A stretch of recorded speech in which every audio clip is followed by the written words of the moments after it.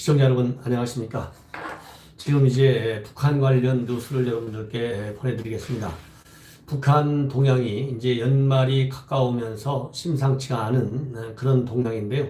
그 이유는 최근에 들어서 다시 군사 압박, 군사 도발의 수위를 계속 높여가고 있기 때문에 연말이 가까울수록 김정은이가 설정한 연말이지 않습니까? 즉, 이 금년 연말은 김정은 입장에서는 미국이 김정은이가 얘기하는 대로 비핵화 협상 국면에서 말하자면 빅딜 전략을 포기해가지고 제재를 먼저 풀어주고 또 체제 보장을 먼저 해주고 적대시 정책을 처리하고 이런 것을 지금 얘기하고 있거든요. 말하자면 한미동맹을 파괴하라는 겁니다. 이 한미동맹을 파괴해서 주한미군 훈련 완전 영구 중단 그리고 철수해라 이런 지금 압박을 일시에 하고 있는 거예요.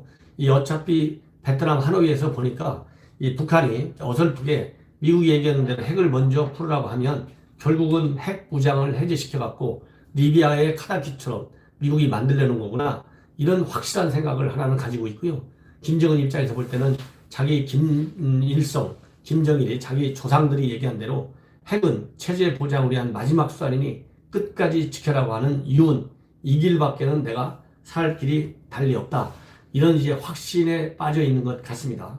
그렇기 때문에 바로 엊그제까지 11월 28일 날 초대형 방사포 발사했지 않습니까? 이게 무려 현재 전문가들은 지금까지는 300mm까지밖에 없었는데 전 세계적으로도 600mm 정도의 방사형 초대형 방사포를 갖고 있는 나라는 없는 걸로 알려졌어요. 그런데 이 김정은이는 초대형 방사포 실험을 무려 4차례 했습니다.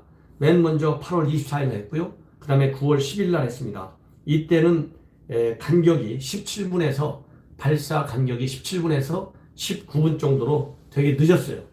그 다음에 세 번째인 10월 31일 날 발사할 때는 이것이 3분 정도로 무려 7배 정도로 줄어들었어요. 빨랐어요. 그러니까 금방금방 내 발사할 수 있다는 것이죠.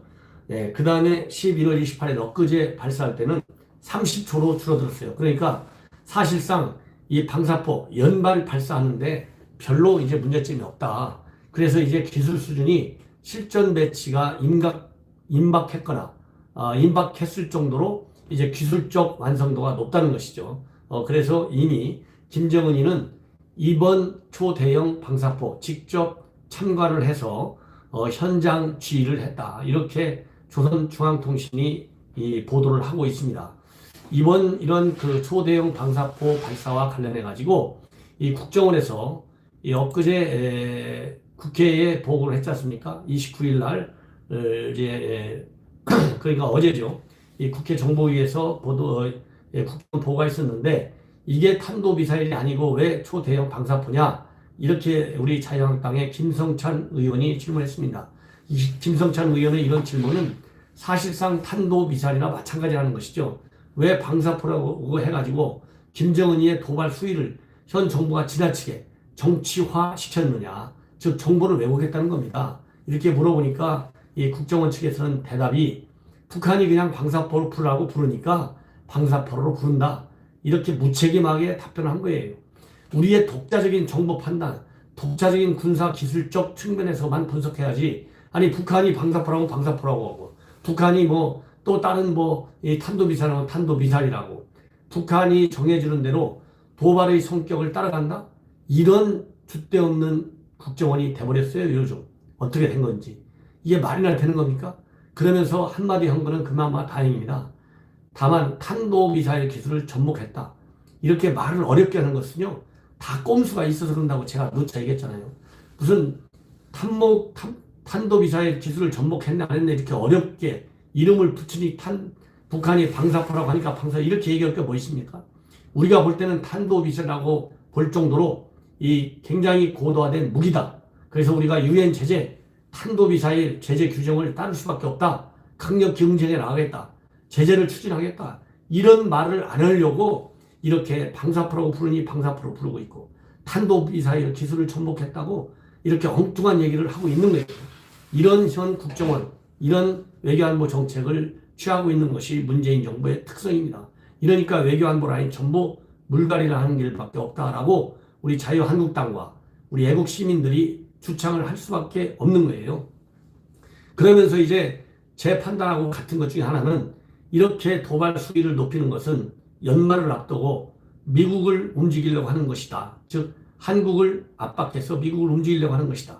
이런 평가를 내놓고 이러한 김정은이의 여러 가지 동향으로 볼 때 연말이 가까워오면 북한의 대남 도발 수위가 높아져 가고 대미 압박의 수위도 높아져 갈 것이다. 그래서 이 강대강 충돌 국면이 올 수 있다. 이렇게 평가하는 정보 보고를 했어요. 제가 그동안에 시청자 여러분들께 쭉 연말이 갈수록 서로 맞부딪히는 두 기관 열차 같다. 이 게임 이론대로 둘이 끝까지 양보지 않으면 부딪힐 수밖에 없는 그러한 군사적인 긴장이 자꾸 높아질 것이다. 이런 판단을 얘기를 했습니다. 이렇게 되다 보니까요. 제가 그리고 국정원이 어제 보고한 대로 이 미국 내 전문가들도 북한이 연말에 아니면 김정일이가 사망한 12월 17일 전후에서 미국에 대한 강력한 군사 도발 카드를 쓸 수 있다. 이 카드 중에 하나가 바로 핵실험이나 ICBM 발사 가능성이 있다. 이렇게 전망하는 전문가들이 있는데요. 대표적인 사람이 바로 로버트 칼린, 저도 뭐 잘 아는 분인데 미 국무부에서 북한만 오랫동안 전문으로 다룬 북한 정보 전문 분석관입니다.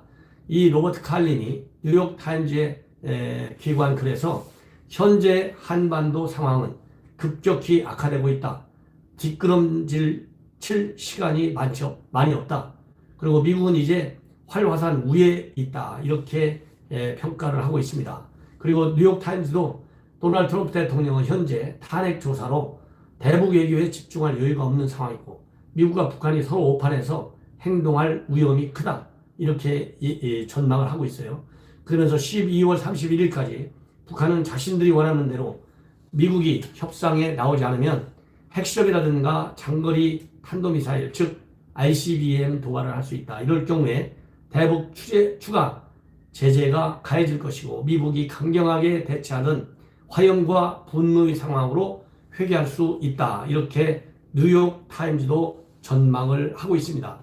제가 왜 이 말씀을 드리냐면 여러분들 제가 종종 미국 전문가들 의견을 보내드리는데 제 방송을 사랑하시는 그리고 신뢰하시는 시청자 여러분들께서 다른 전문가들은 과연 어떻게 볼 것인지 궁금하시지 않겠습니까? 그래서 이런 궁금증을 좀 해소해 드리고 제 방송을 계속 신뢰해 주시면서 우리 안보 상황, 우리의 외교 관계를 보셔도 크게 걱정하지 않으셔도 된다.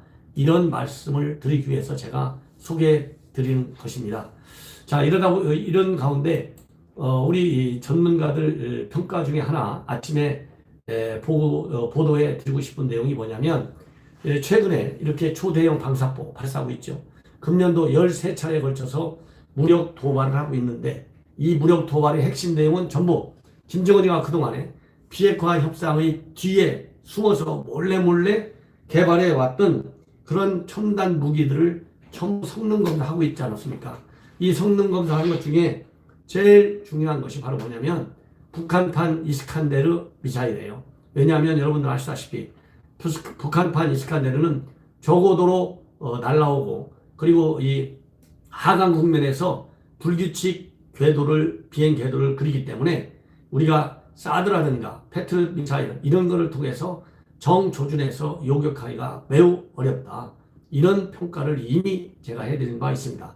그렇기 때문에 이스칸데르 미사일 그리고 이 초대형 방사포 이런 것들 모두가 일시적으로 우리 한국을 대상으로 쏘아댈 경우에 우리의 요격 체제가 완전히 무너지는 거예요.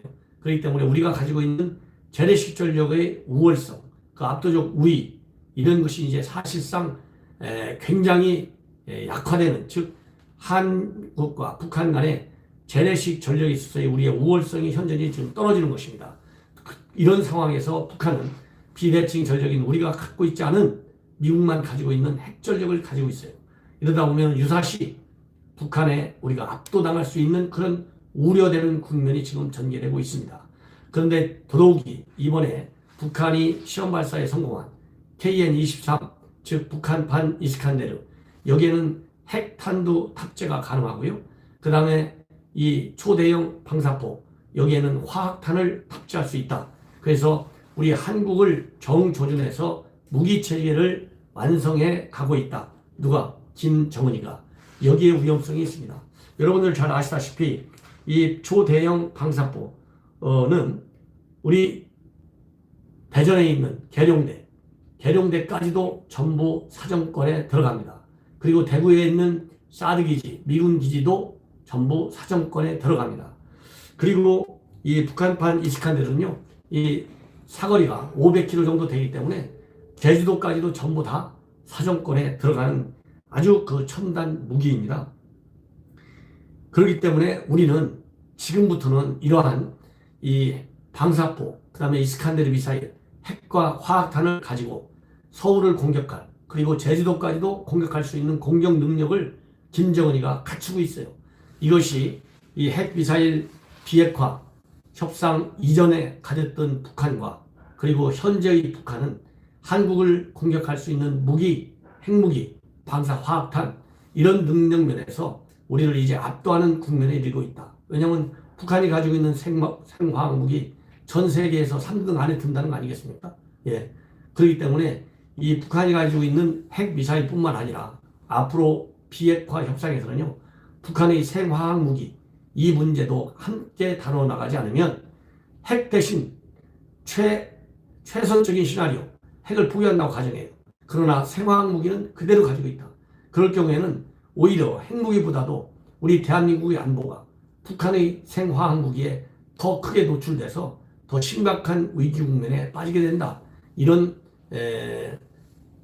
엄중한 안보 위협에 대해서 현 정부가 얼마나 제대로 정보 평가를 하고 상황 분석을 해서 우리의 대응 역량을 키워가는지 몹시 궁금합니다. 그렇기 때문에 요즘 국내가 패스트 트랙 법안 이런 걸로 굉장히 어수선해요.